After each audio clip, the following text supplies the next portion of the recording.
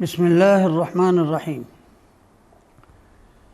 الحمد لله حمدا كثيرا طيبا مباركا فيه، حمدا لا يحصى وشكرا كما يحبه ربنا ويرضى. أشهد أن لا إله إلا الله وحده لا شريك له، وأشهد أن محمدا عبده ورسوله. اما بعد، امت محمدیہ علی سیدہا الصلاۃ والسلام پر اللہ تعالیٰ کے بے شمار انعامات ہیں، اور ان خصوصی انعامات میں سے سر فہرست قرآن حکیم ہے، اور قرآن کے ساتھ اللہ تعالیٰ نے ہمیں رمضان کریم کا مہینہ بھی عطا فرمایا ہے۔ قرآن اور رمضان یہ ایک دوسرے کے ساتھ گہرا تعلق اور ارتباط رکھتے ہیں، اور یہ تعلق زمانی بھی ہے۔ اللہ رب العزت والجلال نے فرمایا، شہر رمضان الذی انزل فیہ القرآن، مہینہ رمضان کا وہ ہے کہ جس میں قرآن نازل کیا گیا۔ نیز فرمایا، انا انزلناہ فی لیلۃ القدر، کہ ہم نے قرآن کو قدر کی رات اتارا، اور معلوم ہے کہ شب قدر بھی اسی ماہ مبارک یعنی رمضان میں آتی ہے۔ تو قرآن اور رمضان کا تعلق آغاز نزول سے بھی ہے، اور پھر اس کا تعلق ابدی ہے۔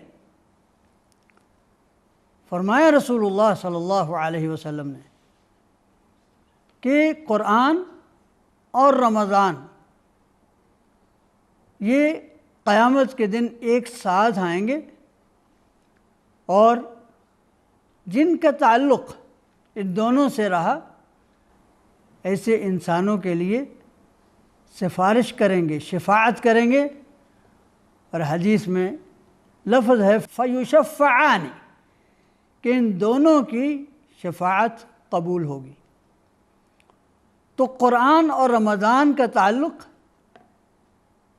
کہہ سکتے ہیں کہ ازلی بھی ہے اور ابدی بھی۔ اور اس کے علاوہ اگر گہری نظر سے دیکھیں تو دونوں کا مقصد، دونوں کا ثمر وہ بھی ایک ہے۔ قرآن حکیم، جیسا کہ ہم ابھی انشاءاللہ تفصیل سے دیکھیں گے، یہ ھدی للمتقین ہے، یعنی جو لوگ تقوی کی روشنی میں زندگی بسر کرنا چاہتے ہیں ان کے لیے رہنمائی کا سامان ہے، اور روزے کا مقصد بھی یہی ہے، لعلکم تتقون۔ تو گویا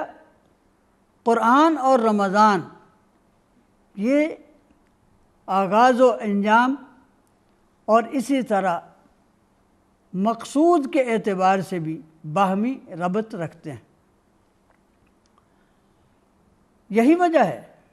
کہ نبی اکرم صلی اللہ علیہ وآلہ وسلم تو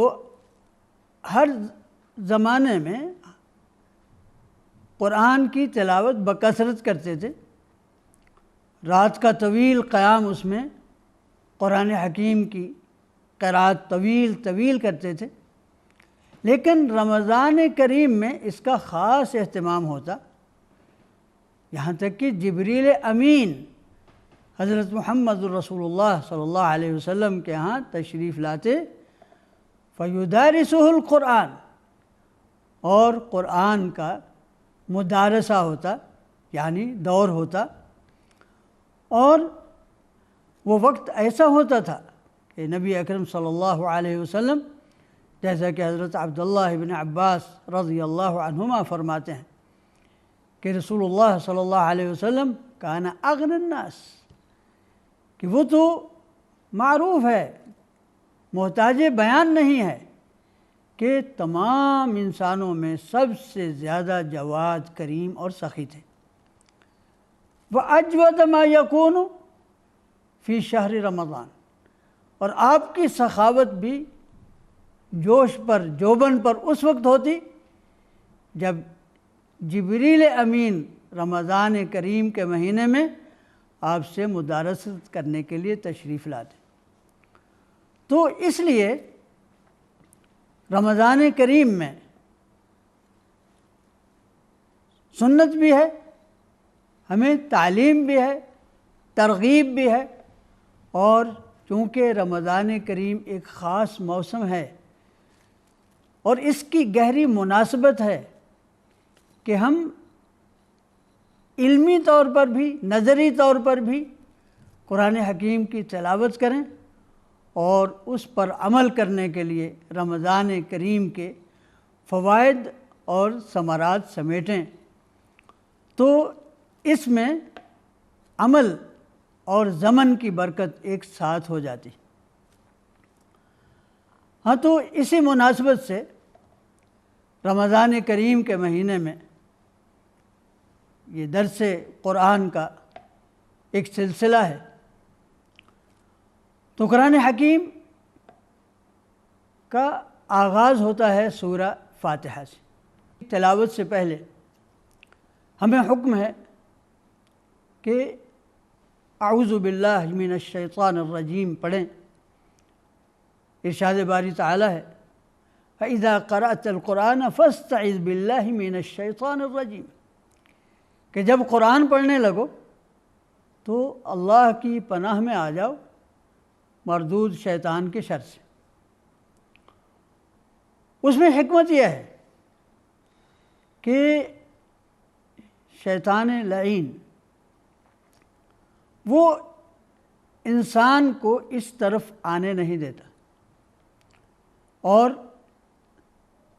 معلوم ہے کہ جب ہم کسی چیز کی تزیین کرتے ہیں تو اس سے پہلے تطہیر لازمی ہوتی ہے۔ تو جب تک ہم اپنے آپ کو شیطان کے وساوس سے محفوظ نہیں کر لیتے، اس راستے پر ہم چل نہیں سکتے، اور قرآن کے عظیم الشان گلستان میں داخل ہونے سے پہلے ہمیں گرد و غبار سے اپنے آپ کو صاف کر لینا چاہیے اور اپنے مزاج کو درست کر لینا چاہیے، تاکہ ہم اس کی خوشبوؤں سے اپنے آپ کو معطر کریں اور اپنی نگاہیں ہر قسم کے اندھیروں سے محفوظ کر کے اس کے بیان کردہ اجالوں سے ہم مستفید اور مستنیر ہو سکیں۔ چنانچہ قرآن حکیم کا آغاز ہوتا ہے بسم اللہ الرحمن الرحیم، اللہ کے نام سے جو رحمان ہے، جو رحیم ہے۔ اللہ لفظ الجلالہ، یہ اللہ رب العزت والجلال کی تمام اسماء کو، اس کی تمام صفات کو جامع ہے۔ جب ہم لفظ اللہ کہتے ہیں تو گویا اس سے اس کی تمام اسماء اور صفات آ جاتے ہیں، اس لیے اسی کو اسم اعظم بھی کہا گیا ہے۔ تو یہاں اللہ رب العزت والجلال نے اپنے علم یعنی اللہ کے ساتھ دو وصف ذکر فرمائے، ایک ہے الرحمن اور ایک الرحیم۔ دونوں لفظ رحمت سے ہیں۔ رحمان کا مطلب ہے یہ کسی چیز کی فراوانی پر دلالت کرتا ہے، جیسے لفظ بولا جاتا ہے غضبان، جب کسی کا غضب بے حد ہو، اور اسی طرح جوعان جب کسی کو بہت بھوک لگ جائے، عطشان جب شدید پیاس میں ہو۔ تو رحمان کا مطلب ہے کہ اس کی رحمت جوش میں ہے، اس کی رحمت فراوان ہے، اور رحیم یہ بھی لفظ رحمت سے ہے، لیکن یہ وصف دوام پر دلالت کرتا ہے کہ ہمیشہ ہمیشہ، گویا اللہ کی صفت یہ ہے کہ اس کی رحمت ہمیشہ ٹھاٹھیں مارتی ہے، اور اس کی رحمت ہمیشہ رہتی ہے، فراوانی بھی ہے اور اس میں دوام بھی ہے۔ گویا کہ یہ قرآن حکیم کا آغاز ہے جس میں بتایا جا رہا ہے کہ جو کچھ ہے، یہ سب کچھ، جو یہ کلام ہے، اس میں جو احکام ہیں، جن چیزوں کا تمہیں حکم دیا گیا ہے ان کا کرنا تمہارے لیے رحمت ہے، جن چیزوں سے تمہیں بچنے کے لیے کہا گیا ہے ان سے دور رہنا تمہارے لیے رحمت ہے۔ تو یہ اللہ کا کلام ہے جو رحمان ہے اور جو رحیم ہے، اور یہ اس کی رحمت کا گویا کہ بہت بڑا نشان ہے کہ اس نے تم میں قرآن نازل فرمایا۔ تو قرآن حکیم کا آغاز ہوتا ہے سورہ فاتحہ سے، اور یہ جیسا کہ اس کے نام سے واضح ہوتا ہے کہ یہ قرآن کی فاتحہ ہے، اس کا آغاز ہے۔ اسے ام القرآن بھی کہا گیا، یعنی قرآن کے مضامین کی گویا کہ یہ سارے کا سارا مرجع ہے اور لب لباب ہے، اور یہ کافیہ بھی ہے، اس کا نام کافیہ بھی وارد ہوا کہ یہ کافی ہے، یہ دوسروں سے کافی ہے، اس سے کوئی کفایت نہیں کرتا۔ یعنی نماز میں سورہ فاتحہ پڑھی جائے تو کافی ہے، جبکہ باقی صورتیں تنہا اس کے بغیر نماز میں کافی نہیں ہوتی۔ اسی لیے اسے الصلاۃ بھی کہا گیا کہ یہ نماز کا گویا رکن رکین ہے۔ حدیث متواتر ہے کہ رسول اللہ صلی اللہ علیہ وسلم نے فرمایا لا صلاۃ لمن لم یقرأ بفاتحۃ الکتاب کے الفاظ بھی آتے ہیں، بأم الکتاب کے الفاظ بھی آتے ہیں کہ جس نے سورہ فاتحہ یہ ام الکتاب ام القرآن یہ نہیں پڑھی تو اس کی نماز نہیں۔ اور اسی لیے اس کو کافیہ بھی کہا گیا، اس کو شافیہ بھی کہا گیا، اس کے بہت سے نام ہیں جو اس کے ایک ایک وصف پر دلالت کرتے ہیں۔ جہاں تک اس کے معانی کا تعلق ہے، یہ قرآن حکیم کے جملہ مقاصد کی جامع ہے۔ اعوذ باللہ من الشیطان الرجیم، بسم اللہ الرحمن الرحیم، الف لام میم، ذالک الکتاب لا ریب فیہ ھدی للمتقین۔ یہ ابتدائی آیات ہیں سورہ البقرہ کی۔ پہلا قرآن حکیم کا پہلا پارہ یہ سورہ بقرہ کی ابتدائی 141 آیات پر مشتمل ہے، اور ان میں قرآن حکیم نے اپنا تعارف بھی کرایا، اور پھر اپنے نزول کا مقصد بھی بتایا، اور پھر اس کا نتیجہ بھی بتا دیا، اور پھر اس کے بعد تمام انسانوں کو ایک ساتھ اپنا پیغام سنایا۔ چنانچہ آغاز یوں ہوتا ہے الف لام میم ذالک الکتاب لا ریب فیہ ھدی للمتقین، کہ یہ وہ کتاب ہے جس کا عالم انسانیت کو انتظار تھا، جس کی عالم انسانیت کو ضرورت تھی، اور اس امر میں کوئی شک نہیں ہے، اور یہ کتاب بھی شک و شبہ سے بالا تر ہے، اور یہ رہنمائی ہے ان کے لیے جو تقوی کی روشنی میں زندگی بسر کرنا چاہتے ہیں، اور اس سے مستفید بھی وہی ہو سکتے ہیں جن میں تقوی کی بنیادی صفت پائی جاتی ہے۔ اور اس کے نتیجے میں انسانوں کے 3 گروہ بنتے ہیں۔ پہلے لوگ تو متقین ہیں جو قرآن سے مستفید ہوتے ہیں، اور یہی قرآن کا مقصود ہے، اور وہ ہیں جو غیب پر ایمان رکھتے ہیں، نماز قائم کرتے ہیں، اور اللہ نے انہیں جو کچھ دیا ہے اس میں سے خرچ کرتے ہیں، اور ان کی نظر اس قدر وسیع ہے، وہ قرآن کی بدولت پہلی رسالتوں پر، پہلی شریعتوں پر بھی ایمان رکھتے ہیں، اور قرآن ہی کی بدولت وہ ان تمام احکام پر جو کتاب کی صورت میں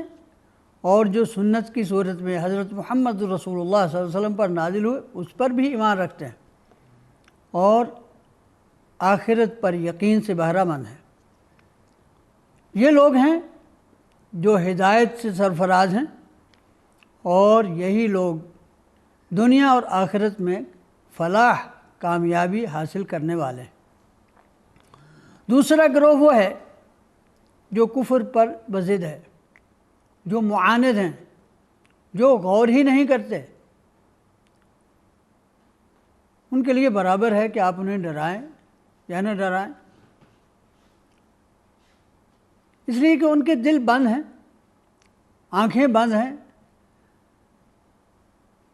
کانوں میں انہوں نے خود پردے ٹھونسے ہوئے ہیں۔ اس کے نتیجے میں ہدایت سے محرومی کے نتیجے میں وہ عذاب عظیم کا لقمہ بننے والے ہیں۔ تیسرا گروہ منافقین کا ہے، جو زبان سے کہتے ہیں کہ ہم ایمان لائے، ہم اللہ کو بھی مانتے ہیں، آخرت پر بھی یقین رکھتے ہیں، لیکن حقیقت یہ ہے کہ نہ وہ اللہ کو مانتے ہیں، نہ اللہ پر ایمان ہے، نہ آخرت پر ایمان ہے۔ وہ ان کا کردار اس قدر کھوکھلا ہے کہ وہ جرأت سے بھی بے بہرہ ہیں، اور ادھر آتے ہیں تو ان سے کہتے ہیں کہ ہم تمہارے ساتھ ہیں، ادھر جاتے ہیں تو ادھر کہتے ہیں ہم تمہارے ساتھ ہیں۔ دھوکہ دینے کی کوشش کرتے ہیں، سمجھتے ہیں کہ ہم ان کو دھوکے میں رکھیں گے، بلکہ وہ خود اپنے آپ سے دھوکہ کر رہے ہیں۔ ان 3 گروہوں کے بیان کے بعد قرآن حکیم اپنے عمومی پیغام کی طرف آتا ہے۔ قرآن حکیم کا خاصہ یہ ہے کہ یہ کسی ایک گروہ کو، ایک نسل کو، ایک علاقے کے لوگوں کو مخاطب نہیں، بلکہ یہ جس طرح اللہ رب العزت والجلال کا آخری پیغام ہے، اسی طرح یہ عمومی کلام ہے۔ حضرت محمد رسول اللہ صلی اللہ علیہ وسلم کی رسالت خاتمہ بھی ہے، اور رسالت خالدہ بھی ہے، اور رسالت عامہ بھی ہے۔ پہلے انبیاء اور مرسلین وہ ایک ایک امت یا ایک علاقے کی طرف مبعوث ہوتے رہے، اس لیے ان کا خطاب بھی محدود رہا۔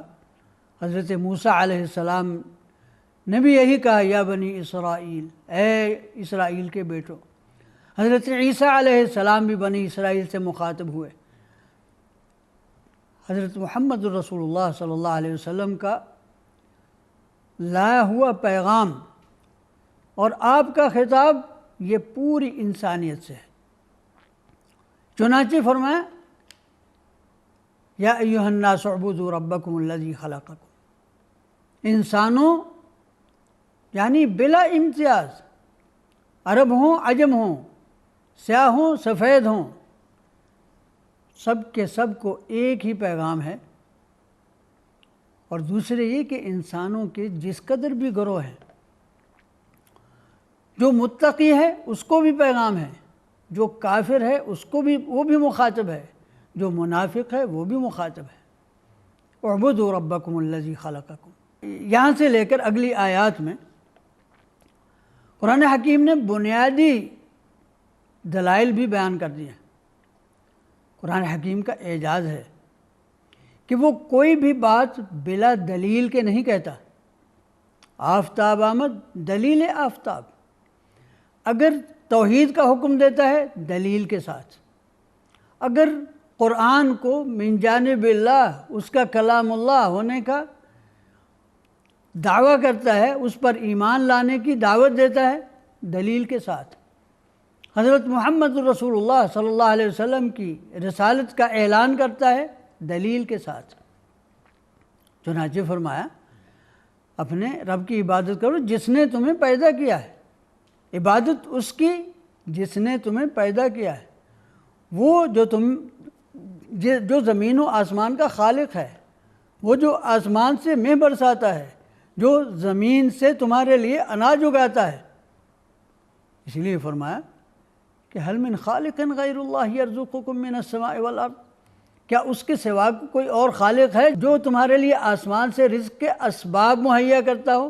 جو زمین سے تمہارے لیے رزق اگاتا ہو؟ اور اسی طرح قرآن حکیم جو اللہ کا نازل کردہ کلام ہے، فرمایا اگر اس کے بارے میں تمہیں شک ہے جو ہم نے اپنے بندے پر نازل کیا، فاتو بسورۃ من مثلہ، تو لاؤ اس جیسی ایک صورت لے آؤ۔ اور ساتھ ہی یہ بھی بتا دیا کہ نہ تم اب تک ایسا کر پائے ہو، نہ آئندہ ہی کبھی کر پاؤ گے۔ فَإِن لَّمْ تَفْعَلُوا وَلَن تَفْعَلُوا فَاتَّقُوا النَّارَ الَّتِي وَقُودُهَا النَّاسُ وَالْحِجَارَةُ أُعِدَّتْ لِلْكَافِرِينَ۔ اور پھر جو عام شکوک و شبہات قرآن کے بارے میں یا توحید کے بارے میں یا رسالت کے بارے میں کہیں وارد ہوتے ہیں، ان کا بھی ازالہ کیا اور فرما دیا کہ یہ مریض ذہنوں کی پیداوار ہے۔ اس طرح کے شکوک و شبہات تمہارے مریض ذہنوں کی علامت ہیں، فی قلوبہم مرض۔ اور فرمایا ان اللہ لا یستحیی ان یضرب مثلا ما بعوضہ، اس کا احسان مانو کہ وہ تمہارے لیے ایسا کلام اتارتا ہے، اس میں مثالیں بیان فرماتا ہے تاکہ تم سمجھو۔ تو جو اصحاب ایمان ہیں ان کا تو ایمان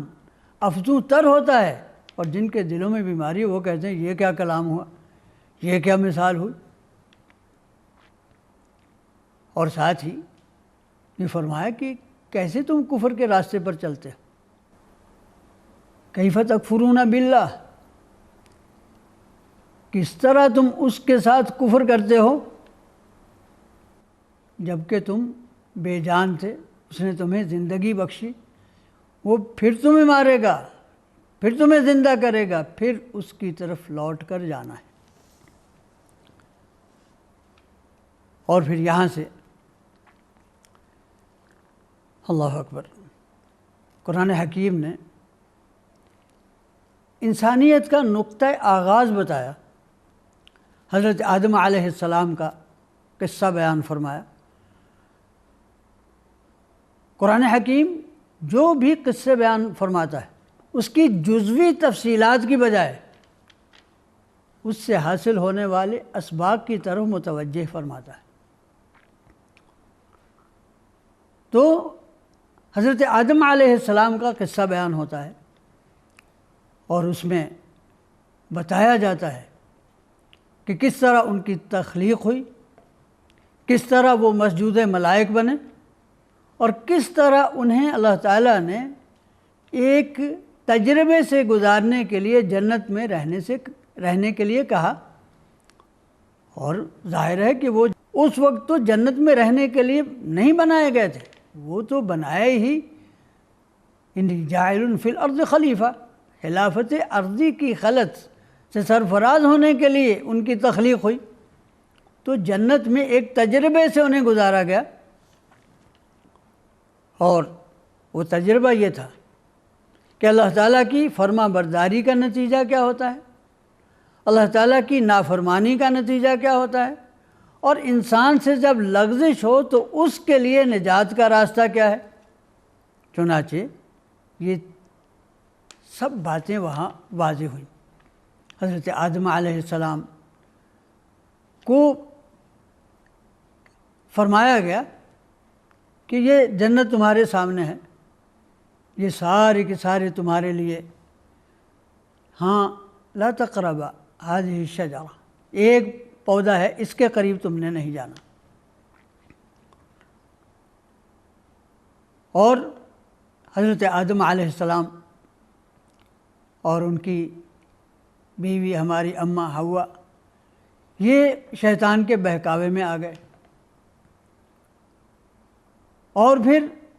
جب جنت کی نعمتیں چھنی، پھر انہیں اپنی غلطی کا احساس ہوا، احساس ندامت کا اظہار کیا، اللہ کے حضور اپنی غلطی کا اقرار کیا،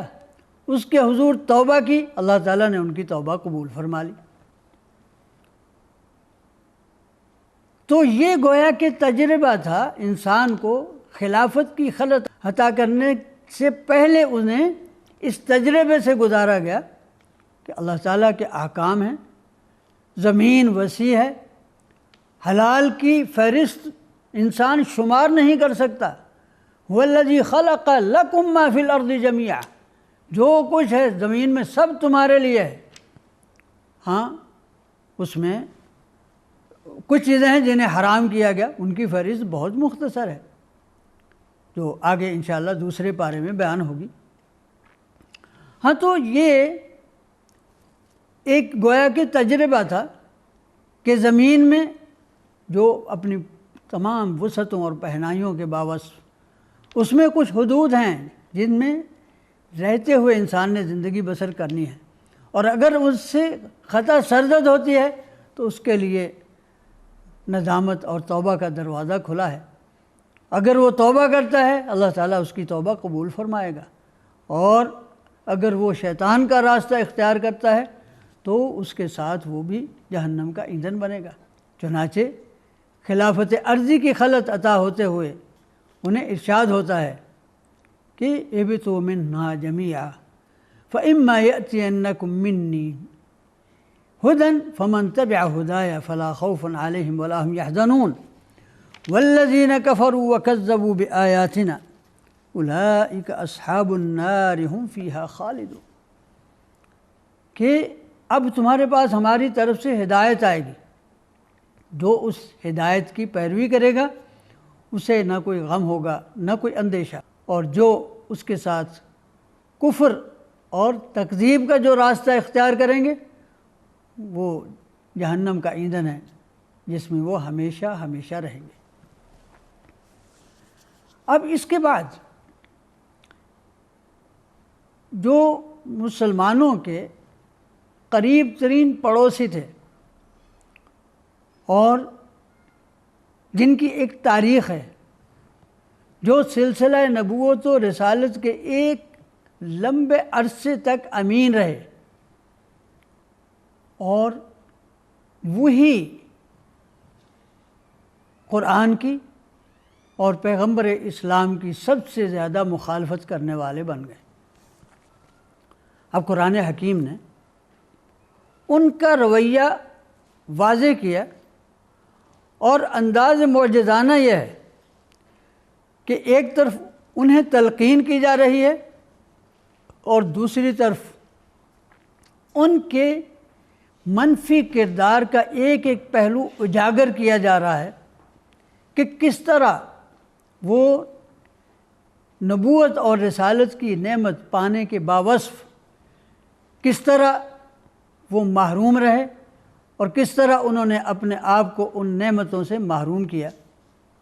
چنانچہ اس مناسبت سے خطاب بنی اسرائیل کی طرف آتا ہے اور انہیں مخاطب کر کے کہا جاتا ہے کہ اے اسرائیل کے بیٹو، یاد کرو اللہ کی وہ نعمتیں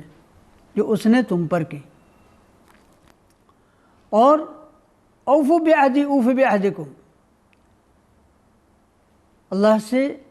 کیا ہوا وعدہ تم پورا کرو اور اللہ تمہارے ساتھ کیا ہوا وعدہ پورا کرے گا۔ تو گویا کہ سب سے پہلا جرم جو ان کا، یہ ایک طرح کی فرد جرم بھی ہے، ان کا پہلا جرم بدعہدی کا تھا کہ زندگی میں انسان یہ ایک بار امانت لے کر آیا ہے، ایک عہد ہے جو اس نے اللہ سے کیا ہوا ہے، اور یہ رسالتیں یہ اس عہد کی تجدید ہوتی ہیں، اور اب رسالت خاتمہ، رسالت خالدہ جو حضرت محمد الرسول اللہ صلی اللہ علیہ وسلم کو عطا ہوئی، تو بنی اسرائیل کا سب سے پہلے فریضہ تھا کہ وہ تمام اقوام کی سربراہی کرتے اس کی تصدیق کرنے میں، اس کی تائید کرنے میں، اس پر ایمان لانے میں۔ لیکن یہ بھی انسانی تاریخ کا ایک تاریخ سا پہلو ہے کہ وہی لوگ سب سے بڑے مخالف بنے، اور شاید قیامت تک یہی لوگ سب سے بڑے مد مقابل رہیں گے قرآن کے اور امت قرآن کے۔ اس لیے قرآن انہیں بہت مخاطب کرتا ہے، اور دوسری طرف اس بیان سے امت محمدیہ علیہ سیدہ الصلاۃ والسلام کو بھی یہ سمجھانا مقصود ہے کہ وہ کن نقائص کا، کن عیوب کا، کن کمزوریوں کا شکار ہو کر ہدایت سے محروم ہوئے۔ اب ہم نے جب تمہیں یہ دائمی ہدایت عطا فرمائی ہے تو ان کمزوریوں سے بچتے ہوئے تمہیں دنیا میں اپنا کردار ادا کرنا ہوگا۔ چنانچہ سب سے پہلے بنی اسرائیل سے یہ کہا گیا کہ اللہ کی نعمتیں یاد کرو، اس کے ساتھ کیا ہوا عہد پورا کرو، اور جو کچھ ہم نے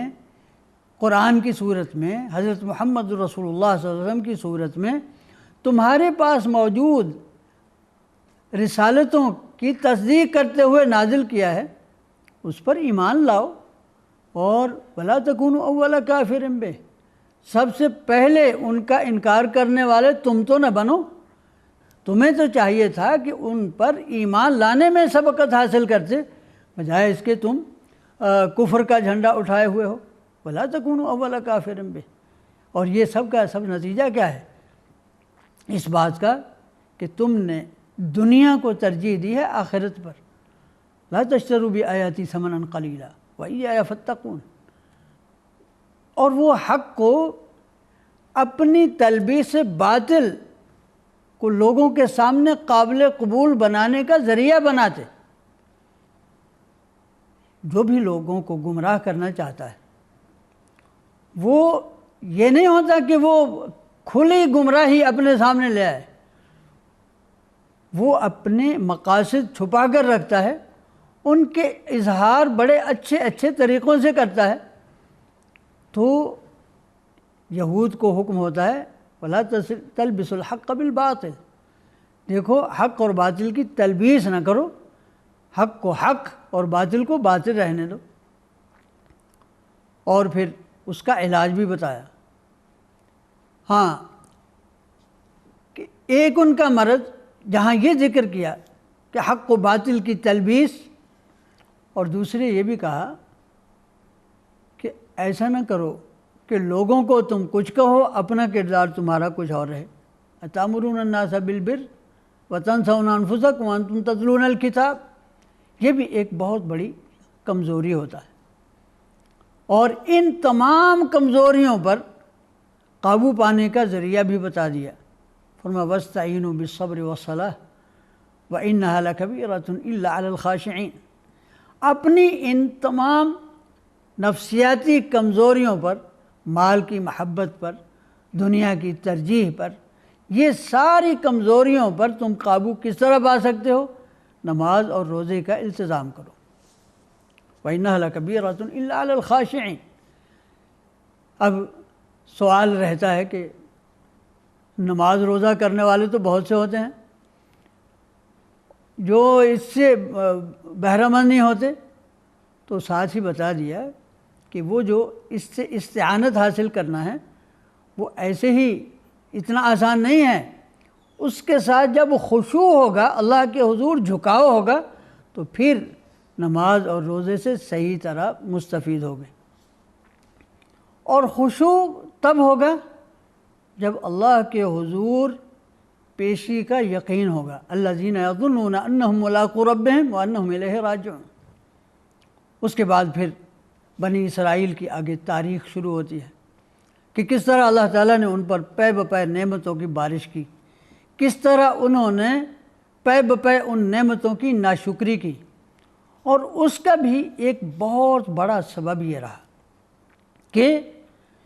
یہود کی سب سے بڑی بیماری یہ تھی کہ وہ مظاہر پرستی سے جان نہیں چھڑا سکے۔ ایمان بالغیب کہ جس کی دعوت قرآن دیتا ہے، جس کی دعوت ہر کتاب نے دی، جو ایمان کا جزو اعظم ہے، اس کی حلاوتوں سے، اس کی عظمتوں سے بے بہرہ رہے۔ کبھی سامری نے بچھڑا بنایا تو اس کے پجاری بن گئے، کبھی حضرت موسیٰ علیہ السلام سے مطالبہ کیا کہ ہم تو تمہارے کہنے پر ایمان نہیں لاتے حتی نری اللہ جہرۃ، یہاں تک کہ ہم اپنی آنکھوں سے اللہ کو دیکھ سکیں۔ تو ایک ان کی یہ بیماری ذکر کی، اور ان کی اعتقادی خرابیوں میں، ان کی اعتقادی خرابیوں کے ساتھ ان کی عملی کوتاہیاں بھی ساتھ ساتھ بیان کی گئیں کہ ایک طرف وہ اللہ تعالیٰ کی نعمتیں پا کر اس قدر انہیں بھول جاتے کہ ابھی وہ نعمتوں سے بہرہ مند ہو رہے ہیں، مستفید ہو رہے ہیں، اس کے ساتھ ہی ناشکری کر رہے ہیں۔ ابھی من و سلوہ اتر رہا ہے اور وہ کہہ رہے ہیں کہ نہیں، ہمیں تو یہ چاہیے کہ اللہ تعالیٰ کے انتخاب پر، اللہ تعالیٰ کی رضا پر راضی ہونے کی بجائے اپنی مرضی کو اللہ کی رضا کے مطابق ڈھالنے کی بجائے یہ چاہنا کہ ادھر سے فیصلے ہمارے مطابق ہوں، یہ انسان کی بہت بڑی کمزوری ہے۔ اور انسان کی اپنی خواہش کیا ہو سکتی ہے؟ اسی لیے فرمایا کہ تم اچھی چیز کے بدلے میں یہ کیا مانگ رہے ہو؟ تستبدلون الذی هو ادنی بالذی هو خیر، کہ ادنا کو ترجیح دے رہے ہو بہتر پر۔ اور اسی طرح ان کی جو عملی کوتاہیاں ہیں کہ بڑی بڑی نشانیاں دیکھ کر انہیں فوراً ہی فراموش کر دینا، کہیں ان پر پہاڑ اس طرح معلق کر دیا گیا، لیکن جو ہی ہٹا وہ پھر اپنی پہلی سی روش پر پھر سے اسی کی طرف لوٹ گئے۔ تو یہ تمام کی تمام جو ان کے عقائد کی کمزوریاں اور ان کے جو ایمان کی کمزوریاں اور ان کے اعمال کی جو لغزشیں تھیں، وہ سب کی سب واضح کر دی گئیں۔ اور ان میں جو شدید ترین بیماری تھی کہ اللہ تعالیٰ کے احکام میں ٹال مٹول، کہ جب حکم ہوتا ہے اس کی تعمیل کی بجائے اس میں قرید شروع کر دیتے۔ اللہ رب العزت والجلال نے حکم دیا کہ گائے ذبح کرو، وہ حضرت موسیٰ علیہ السلام سے کہتے ہیں آپ مذاق تو نہیں کر رہے؟ بھلا اللہ کا نبی اللہ کا پیغام پہنچانے میں مذاق کرے گا؟ اعوذ باللہ ان اکون من الجاہلین، یہ تو جاہلوں کا کام ہے۔ پھر جب بتایا کہ پھر کہنے لگے اب گائے کون سی ہو، اس کی عمر کیا ہو، اس کا رنگ کیا ہو،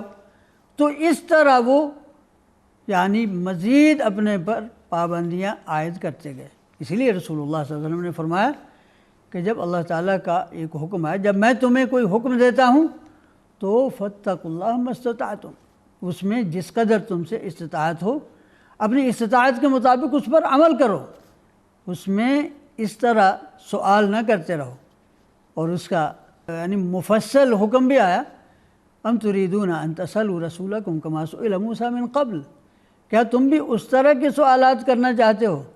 جس طرح ہمارے رسول موسیٰ سے ان کی قوم کرتی رہی؟ ان کی عملی کمزوریوں میں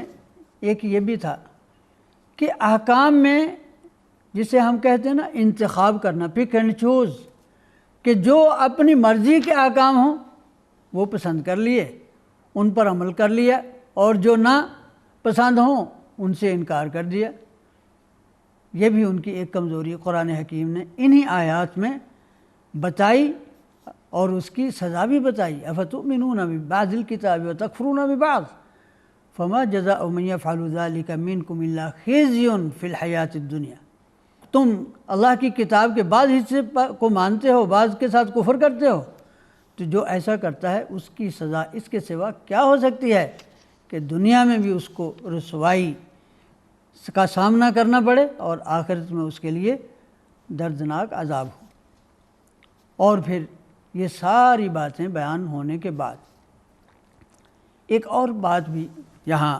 قرآن حکیم نے بطور خاص اس کی طرف متوجہ کیا ہے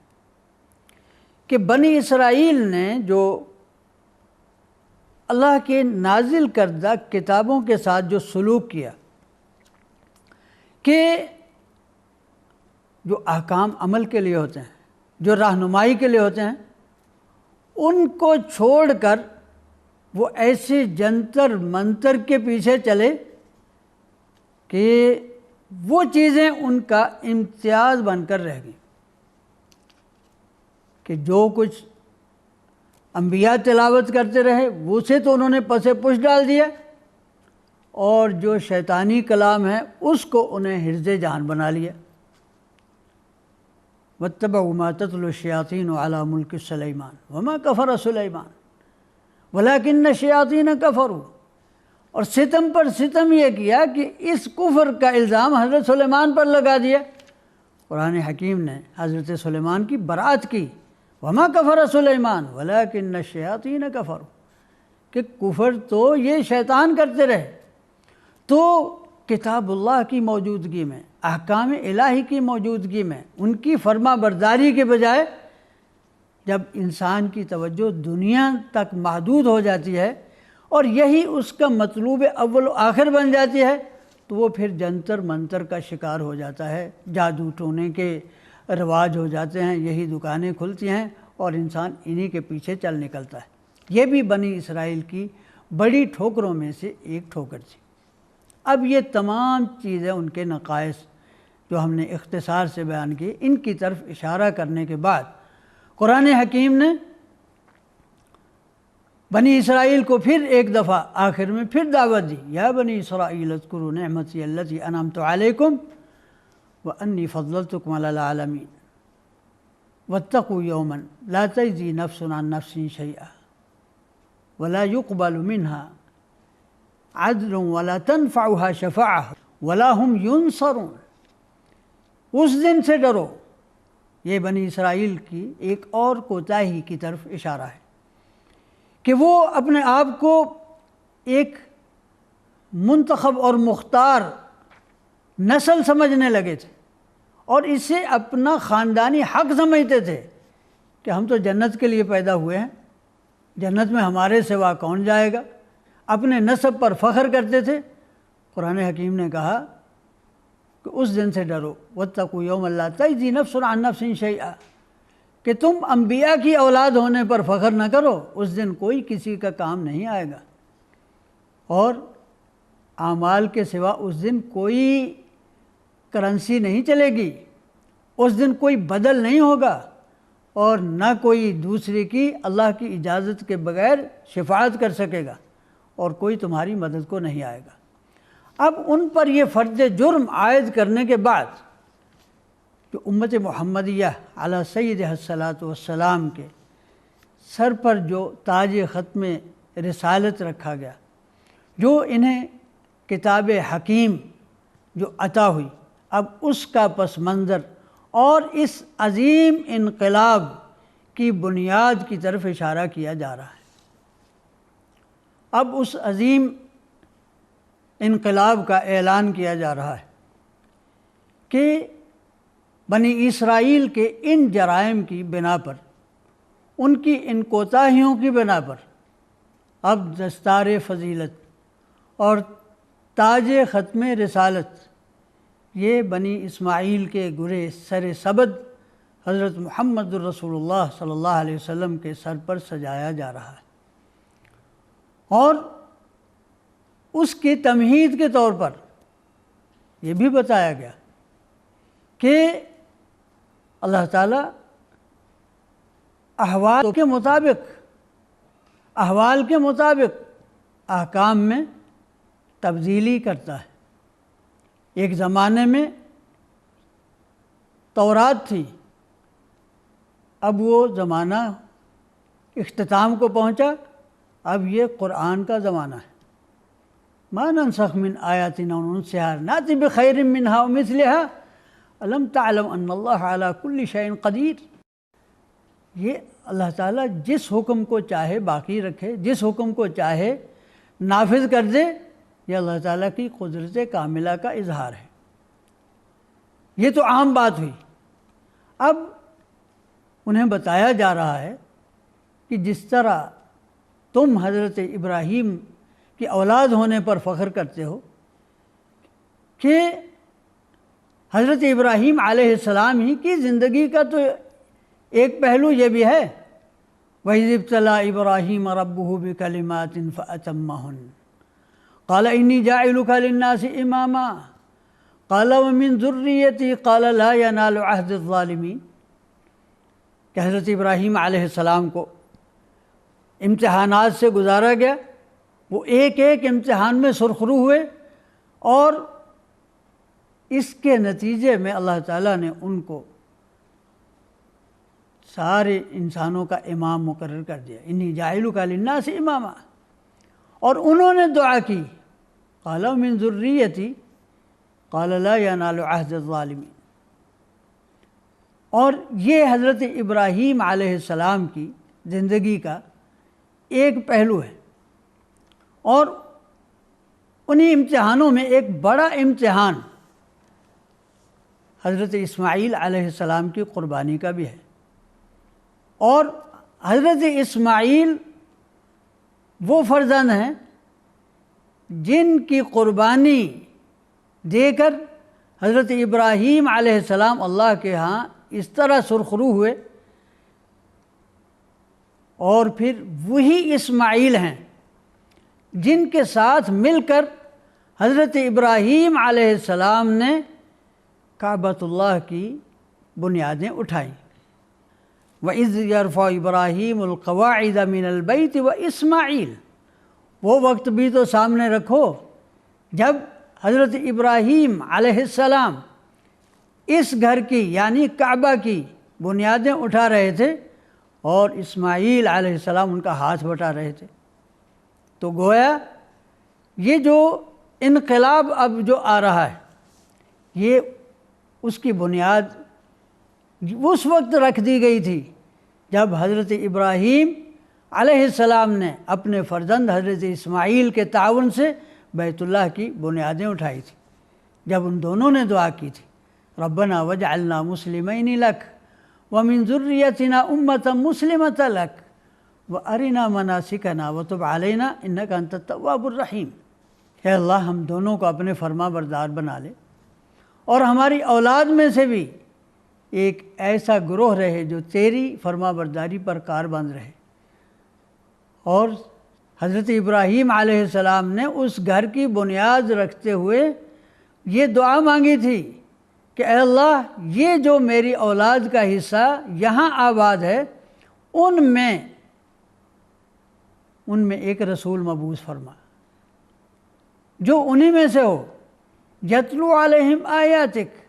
جو انہیں تیری آیتیں پڑھ کر سنائے، ویزکیہم، ان کا تزکیہ فرمائے اور انہیں کتاب و حکمت کی تعلیم دے۔ انک انت العزیز الحکیم، بے شک تو غالب ہے اور حکمت والا ہے۔ اب اس دعا کا مصداق ساری دنیا جانتی ہے کہ حضرت محمد الرسول اللہ صلی اللہ علیہ وسلم کے سوا کون ہے۔ اس کتاب کا مصداق قرآن کے سوا کون ہے، اور وہ گھر جو حضرت ابراہیم علیہ السلام نے جس کی بنیادیں اٹھائیں اس کا امین امت محمدیہ علی سیدہ الصلاۃ والسلام کے سوا کون ہے۔ تو بنی اسرائیل جو سب سے بڑے مخالف ہیں، بلکہ مخالفین کی قیادت کر رہے ہیں، انہیں سمجھا دیا گیا کہ یہ وجوہ تھی تم سے امامت سلب ہونے کی، اور یہ امت محمدیہ